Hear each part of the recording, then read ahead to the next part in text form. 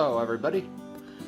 Since my last video on the 17 to 55, I thought I would do a quick update video and just try to give you a little bit more information on what this is. Now remember that a 17 to 55 millimeter lens on an APS-C sized camera like the 7D or any other DSLR in Canon's range that's less expensive than the 7D will fit this lens. And the 35 millimeter equivalent is about 25 to 83. So really it's kind of like having the ever popular 24 to 70 f2.8 lens on a 5D Mark II. That's how versatile this lens is.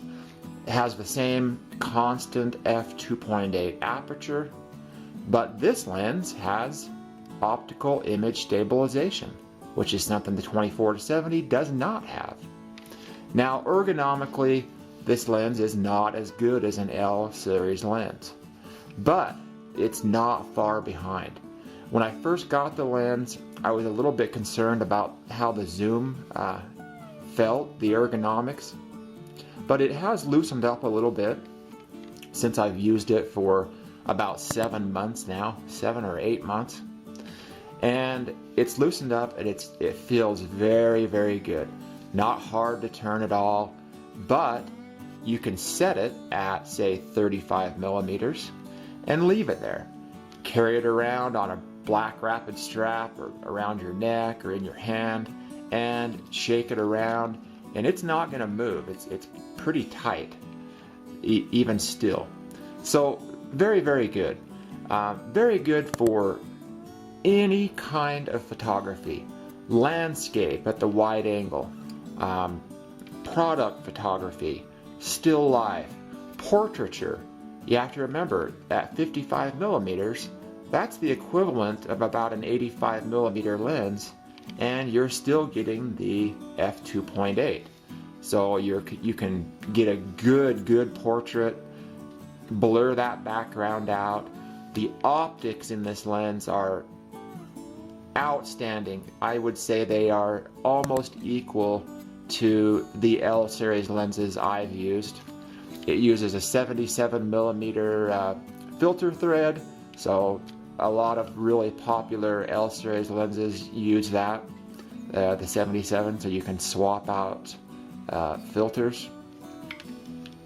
The autofocus on this lens, I'll just turn it to infinity here. Very, very quick. This is focusing to about 3-4 feet. So you can see very, very quick focusing lens.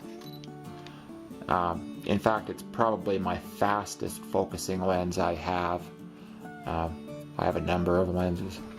So very, very good. This is also a very, very good lens for shooting movies, because if you plan to zoom during the movie, it's smooth enough to where you can get it to look okay, and you don't have to worry about your aperture changing while you zoom like you do with variable aperture lenses.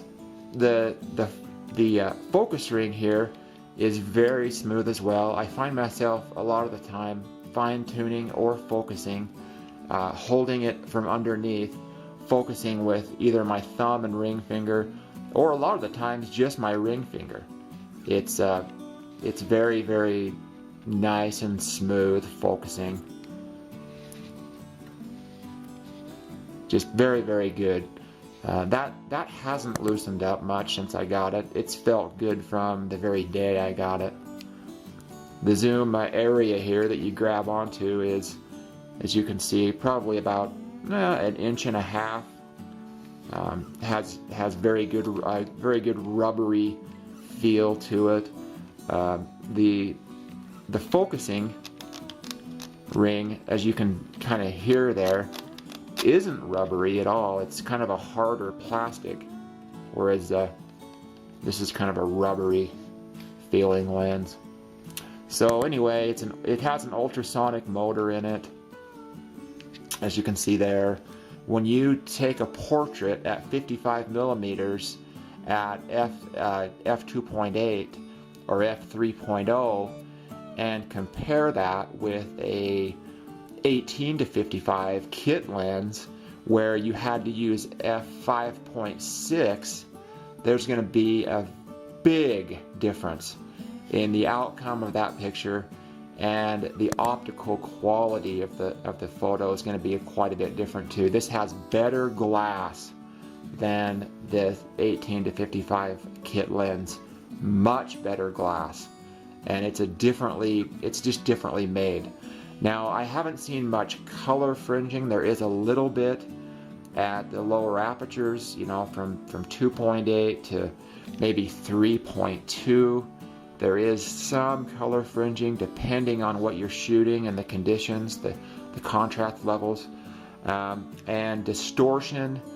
There is some, I've noticed, you know, it's barely noticeable, but there is some distortion between the 17 and, you know, maybe 25. Between 17 and about 25, there is some distortion.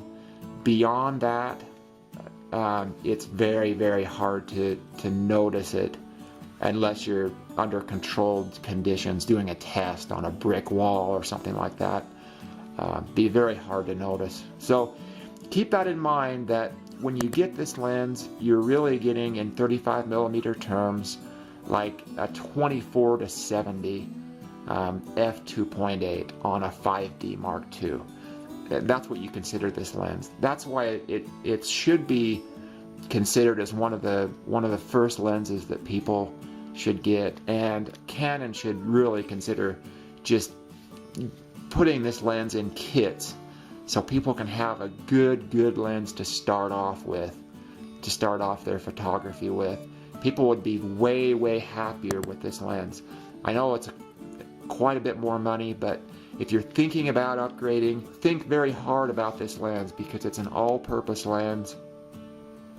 The longer zoom ranges are going to be nice in a lot of situations, but in most situations you're going to be happier with this range, believe me.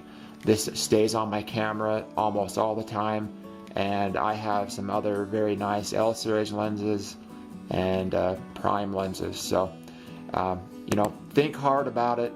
Very nice lens, and this is an update video on the 17 to 55 Canon EFS image stabilized f2.8 USM lens. Have a great day.